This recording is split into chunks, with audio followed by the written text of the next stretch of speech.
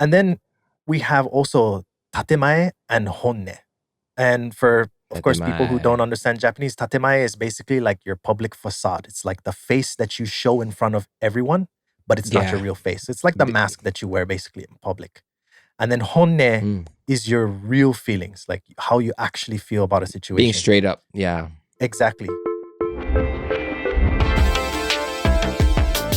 Excuse me, Masen. Welcome to another episode of the Excuse Me Masen podcast. I'm your host, Saul, and joining me today is Scoey. Welcome back, man. Hi. Nice to see y'all again. So, for today's topic, we're talking about, does Japan still pretend mental health doesn't exist? So it sounds kind of negative, but we'll try to approach it from a respectful angle. And actually, the answer is nuanced. So let's explore it together. Before we get started, I just want to make a disclaimer that we are not mental health professionals. Our discussion is based on personal experiences and observations. Okay. So just want to get that out there. Yeah. So in the last episode we did together, you talked about how working construction in Japan can be tough because many of the other employees are really hard or rough people, right? For sure. Yeah. And of course, life is hard for, like, I guess you could say everyone has a hard life except for like people who are born with a silver spoon in their mouth. But in this episode, we're focusing specifically on Japan. So, do you have any stories that you can share about how stressful working in construction has been? Okay, so yeah. I never thought about it, but I mean, in the beginning when I was in those hardcore stages of learning and all the the elders getting mad at me for being slow or whatever, not doing work right. At the time I was younger and I didn't really take that to heart. I mean, yeah, I was like, sorry, I really felt, sorry about that. But it went away really soon. Like I didn't really have it, I didn't hold it in my heart for so long or anything like that.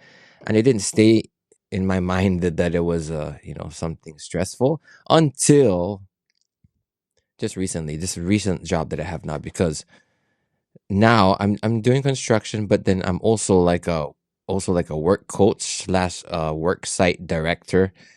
And now like the level of like I'm like I have a we're in the offices that you see like in dramas, like everyone has their own cubicle and you're in the office with like a bunch of people in like that type of office. Yeah. And every Monday you gotta like tell them your schedule, and then now I have two staff. I have to watch two other people and tell them everything to do. And if they do anything wrong, all of that's gonna come to me, you know. And recently, that's how it's been. So it's my doctor was telling me, I've checked your body and everything. You're having all these different things, and until we get the results of your blood test, I can't really tell you exactly what it is, but honestly, I think it's because you're super stressed. Are you okay at work? And I was like, well, I didn't really think about it that way, but now that you say that, yeah, I guess so. Because I'm more of like the funny, yay, kind of guy. But then Yeah. because I have two people that I have to look over, and I'm more focused and I have to plan our schedule. And yeah, it's all this little things that are just like. And then also when the boss or the elders get mad at them and I'm near them, the way that they're getting mad at the younger ones really hurts me, even if it's not at me. Okay. I hear the bullying, like I hear a little bit of bullying, and then it just goes to me, and that's really Yeah. stressful, super stressful. It's like to the point where I'm like, I don't even want to be here. That's how it's been. Yeah. Yeah. I mean, I'm not gonna give up. You know what I mean? I'm gonna do my best. But if worst comes to worst, I might just change. I mean, I don't know what's gonna happen if it's gonna be Yeah. like that. But yeah, that was it. Right. Yeah. I super feel you on that part where it's like to the bullying level. And in my previous job, like there were times where I was never bullied, but I saw other employees get bullied, and it Mm, was like to the point where I'm like, man, if that was me, I probably would have jet like right away. It's just like probably on that Yes. day, just be like, I'm out. Sorry. Man. Yes. But yeah, let's save dealing with all that for the end so that we can end on a positive note.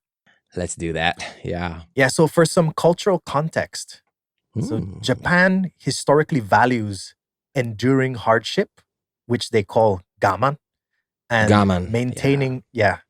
maintaining social harmony.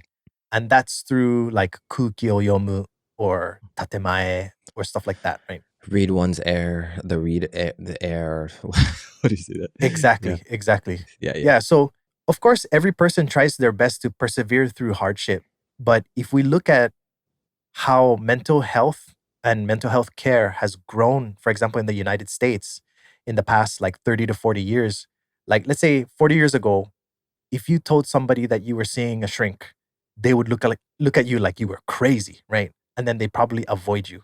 But nowadays in the States, if you express that you have some kind of mouth, if you express that you have some kind of mental health problem, they actually sympathize with you or empathize with you, and they show you support, right? They're like, yeah, I feel you on that, man. Do what you got to do, heal up, and I'll see you when you're all good again. Hmm. And I think that Japan, from a mental health care perspective, is kind of in that area around the 30 to 40 years ago point in the United States.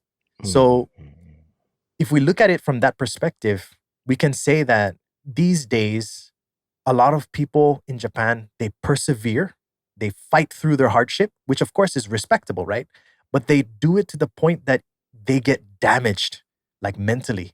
And then they Hmm. have to find another way to try to solve that. And we'll get into like a lot of the cultural things that lead to why mental health is an issue. But let's say, for example, Gaman. What was it that you said about you try to just like deal with it? Yeah. There's a lot that I could have just said. It's all your fault. Da, da, da, da, da. But instead of like blaming them all, I took it in and I held it in and just said sorry. That was, Yeah, yeah, that's yeah, hardcore Gaman. yeah. Like I held it in until Yeah, you know everything was chill again. But I just said, my bad. I'll do better next time. yeah, right. And it makes perfect sense to see you do that and to respect you for that. It's automatic. But then, like I said, there's that point, right, where everybody's gonna break, and Mm. everybody's point is different.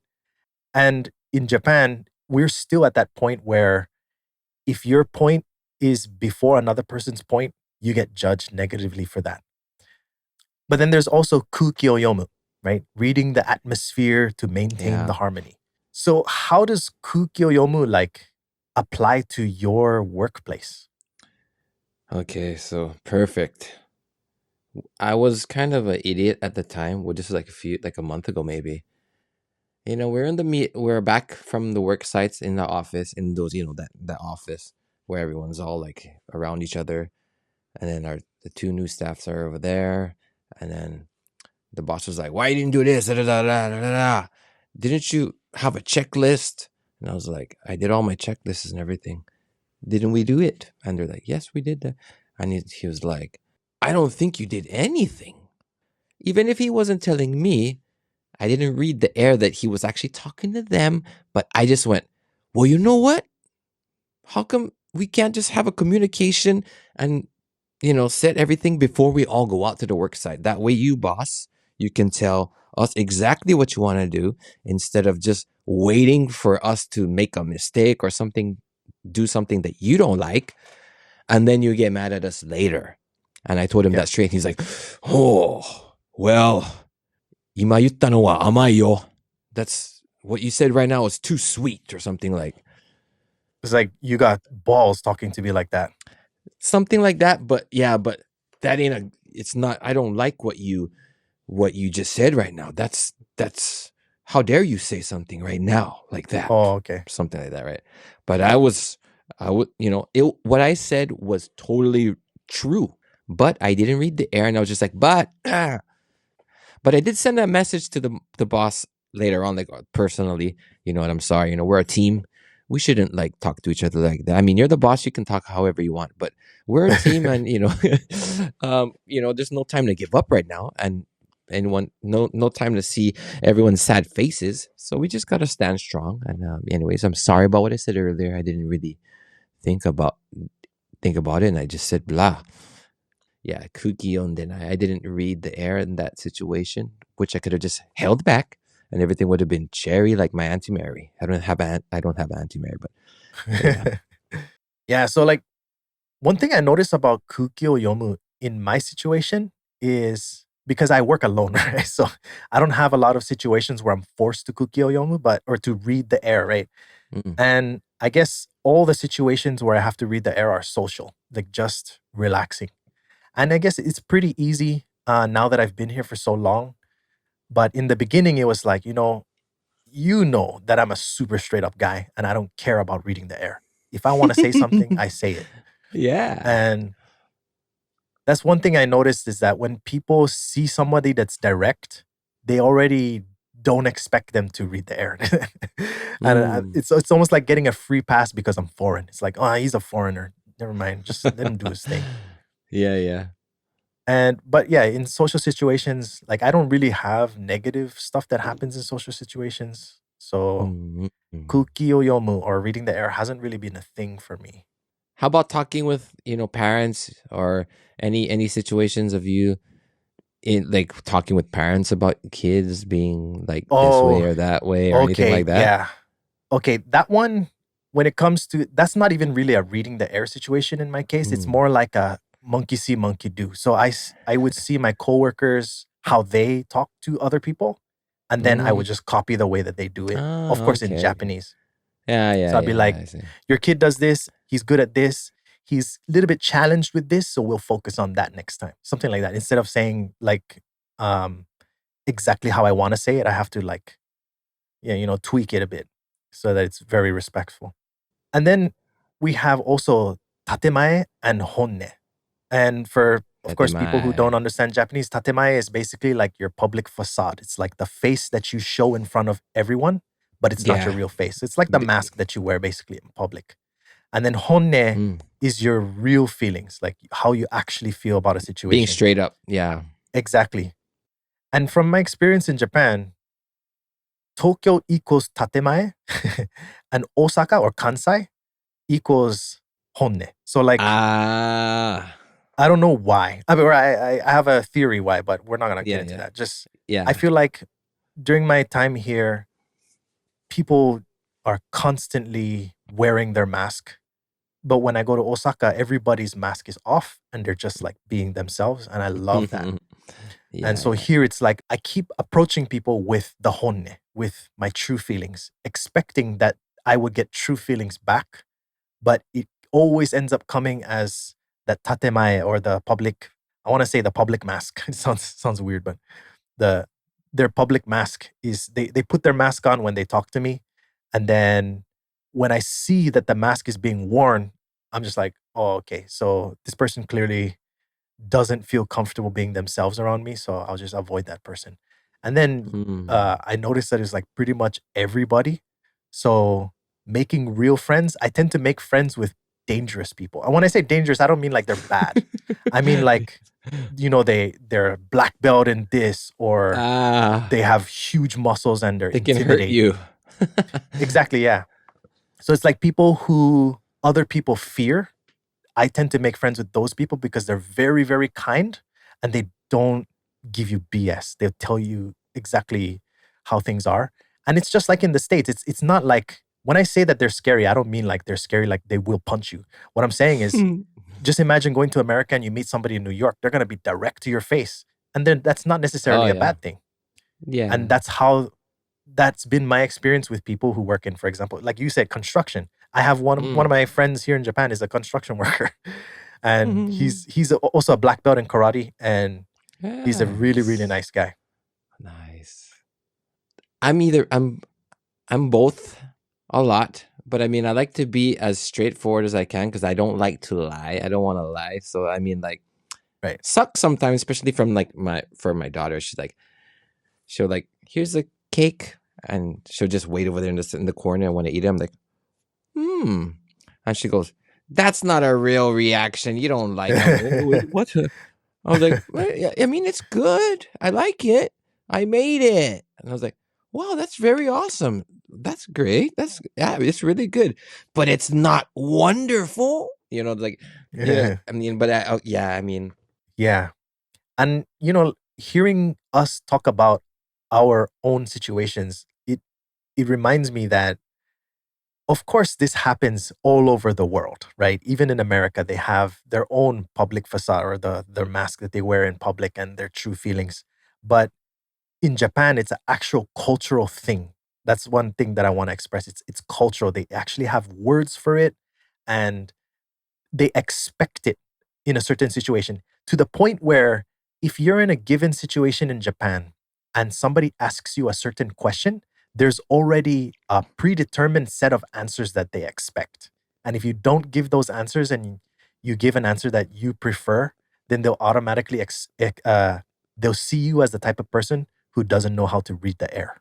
yeah, yeah, You the know what I'm talking automatic. about, right? Yeah, I hate that style, but So in the US, right, sharing your personal vulnerabilities, you could say would strengthen your friendship. So like let's say you say something that you think is makes you kind of look weak in a certain situation. And then if the person that you're telling accepts you the way you are, then your relationship with that person gets stronger. And in my 14 years or nearly 14 years in Tokyo, being open usually leads to people avoiding you. mm, At least, like I said, in Tokyo, not in in Japan. Tokyo, right? I Yeah, I get have it. to be Yeah, specific to Tokyo.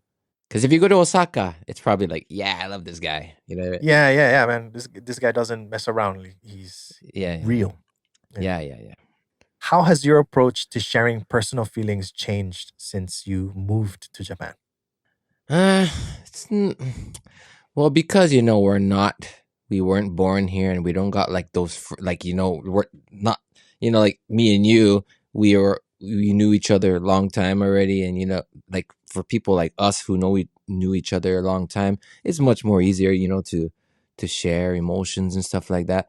But then we're new to this world. I mean, we're 13 years, 14 years here, so it's nowadays it's like kind of hard now to actually really be have someone to vent on or like to be deep with, because they have their own actual really great friend that they grew up with, when they were kids. And no matter how deep you can get, he would have his own like super great friend that you never know, Yeah, he would say what happened to me, or he would tell his great friend my situation, because me and him are not super. I mean, maybe we knew each other 6 years, 10 yeah, years, but the fact that I wasn't born here and we didn't grow up with each other has that limitation for me to being as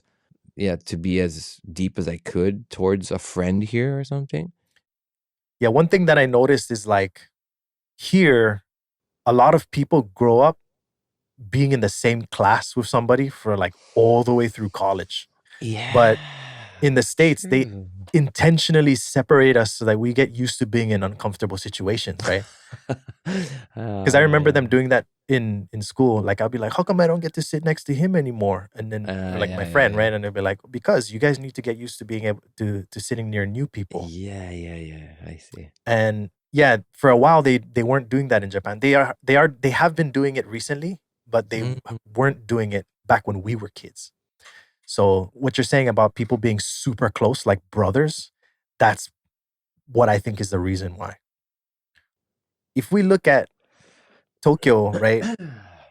Tokyo is rated the safest city in the world, and Japan ranks number 4 in the GDP. So naturally, you would expect that life is really good here. Should be, the money's good. Yeah. Life, I mean, the streets are safe. But I found out that suicide is the leading cause of death in men aged 20 to 44 in Japan, the country. And men make up 70% of all suicides in 2023, which when I looked at it, it was around 15,000 people, just shy of 15,000 My people. gosh. So clearly there's a problem.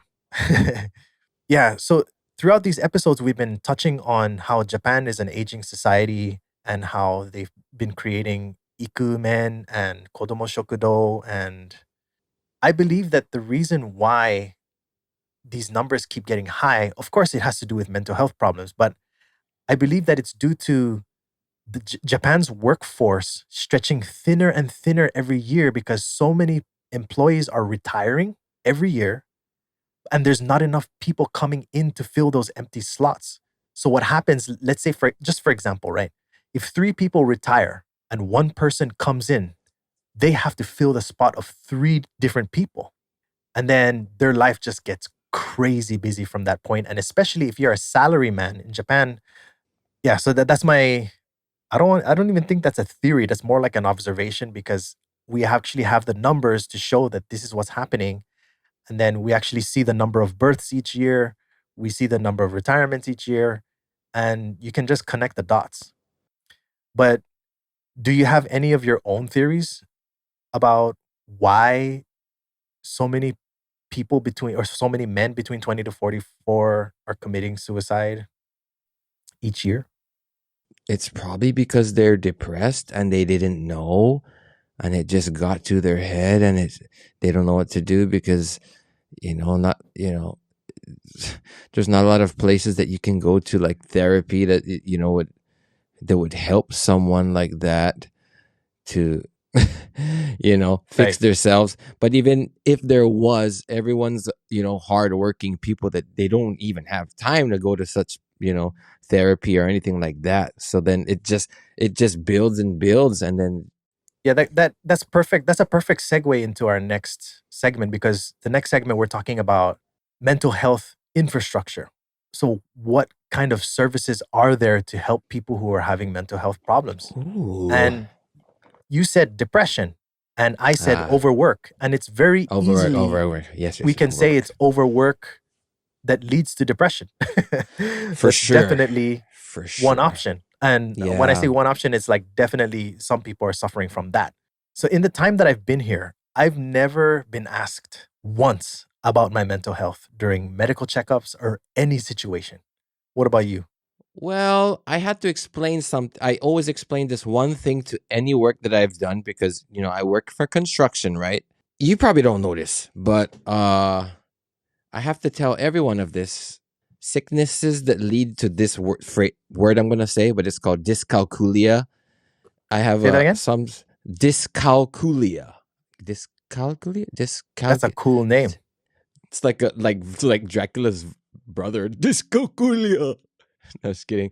That was stupid. Oh, so that sounds like it might be an official. So that's an official name?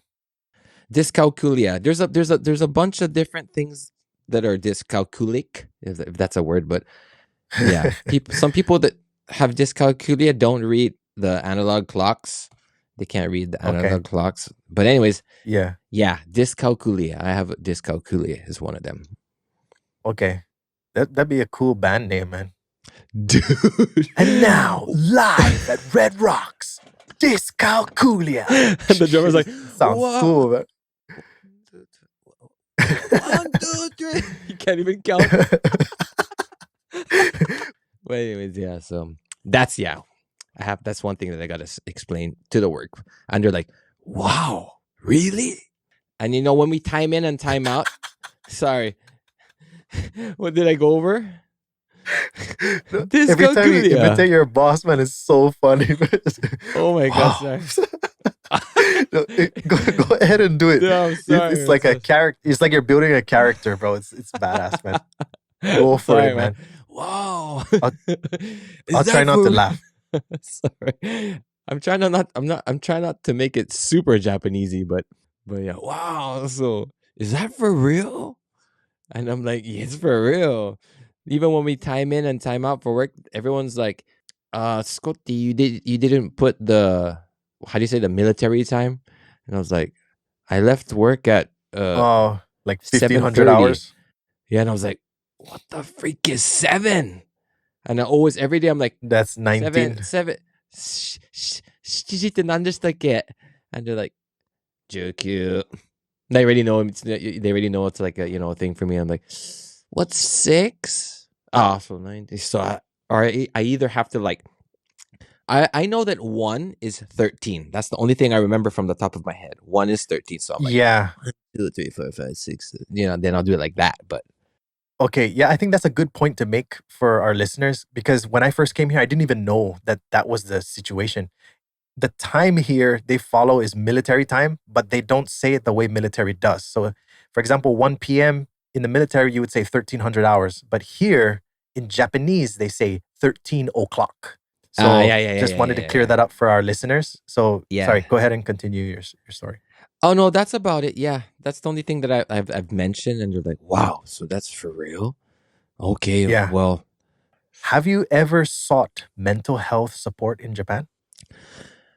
I mean, I've always wanted to, but because I'm in the north, we don't really have like actual, therapeutic type of places that would like diagnose you with like. There's this one place I found in Tokyo, but I didn't go, and I was like, man, I really want to go, but then just life caught up, and I just didn't really have the time to really go down and check. That's exactly what the next segment is about. It's about how the government and also private organizations are making efforts to actually try to help people. But the problem still remains that people are afraid to go to those places for multiple reasons. One can be that they're embarrassed to be seen in a place like that because it makes them look like something's wrong with them. It could also be just because they're so busy, they don't, like you said, they don't have time to go to such places. Mm. So the infrastructure is starting, it's being built up right now. And there are options. I spoke to Devin the other day and he was saying Mm. like he works at Rakuten for people who haven't watched the previous episode where he talked about his work, but at his work, they do promote people to seek help within their corporation. Like they have like a designated, I don't know if it's a company or a staff member, but they have a place where they can get help. Yeah. So it's cool that That's you awesome. found a place. I was never asked about it. And then now that I work alone, I'm exposed to those kind of things. How about you? Can I ask you if it's not personal for you? Anything that you've found yourself? Oh yeah. Because coming from Saipan, right? There's like this imagine you have your glass and the glass is empty. This glass represents your capacity for stress. When you're living in Saipan, this glass is less than half full. Your stress is basically almost non existent.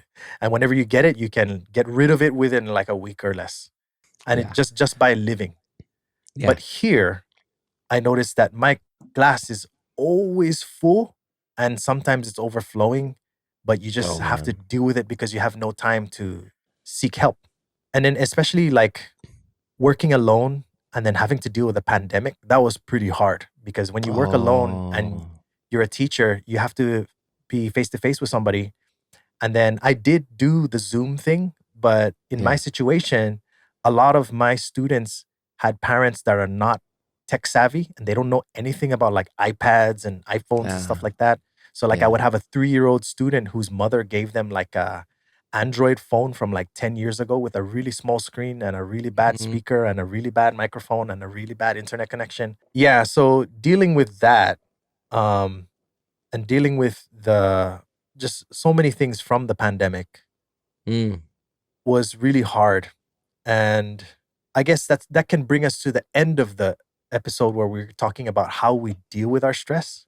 In my case, the way that like my glass right now, I would say is steadily around 70%. So it's never at 100 and it's definitely not low, but it's not crazy high where I feel like like my heart's pumping really fast all the time. I don't feel mm, like a rush of mm. adrenaline all the time anymore. The stuff that's worked for me is a bunch of it's a combination of things. It's weight training regularly, around at least 5 times a week. It includes an around 45 minutes of stretching and then around an hour of weightlifting, and then trying to eat healthy. And part of that, the main part that really made a difference, I don't know why, but not eating pork and beef regularly. Like I eat it when it shows up, but I don't Yeah. actively seek it out. I switched to mostly fish and chicken and eggs, and I noticed that I just feel mentally more Feel better? present all the time. Yeah, I quit drinking. That really helped a lot. And then sleeping, like I read a book like around 30 minutes, 15 to 30 minutes before I fall asleep, and it just helps my mind kind of like escape everything so Reading that a I can book? fall in. Yeah, Oh, wow. so I can fall into deep sleep and then just Yeah, stay yeah. asleep the whole night instead of waking up in the middle of the night worried about something, you know? Yeah. And then Yeah, yeah. breathing exercises. This, I feel kind of Wow. embarrassed saying this, but like, this is like the embarrassed thing that we were talking about, right? Like in Japan, there's like this stigma towards seeking mental help. But there's this app that I have that basically it's like this lady's voice who talks to you really, really calmly. And she guides you through like I've seen a breathing, commercial of that. yeah, breathing really Yeah. deep in, really deep out, and then trying to tell you like, try to not think about anything. And then when you do think about something, it's okay. Tell yourself it's okay. And then just And she try to not sounds think about so anything. nice, right? Yes, so relaxing. Like I'm trying to do it right now, but I'm trying to Yeah, talk yeah. really fast at the same time. Yeah, yeah. Wow. Yeah, so Okay. combining all these things has made me go from, let's say, November of last year, where my glass was constantly overflowing, Hmm. to being steady around 70%. And then every Hmm. once in a while, to shoot up to 90, but it never overflows anymore. I do that during my stretches. So like I put my headphones on, put on the noise Oh, canceling mode, and then I just listen yeah. to that lady talk and I'm like, Yeah, yeah, yeah, yeah. while listening to her. What do That's you do awesome. to manage your stress? Well, see, the thing for me is because I have either ADHD or Asperger's. So if I had like such a crazy problem that happened at the office earlier, I'm already thinking about like my mind already switched like Oh, to the next subject. Um, I like to make music and I like to draw.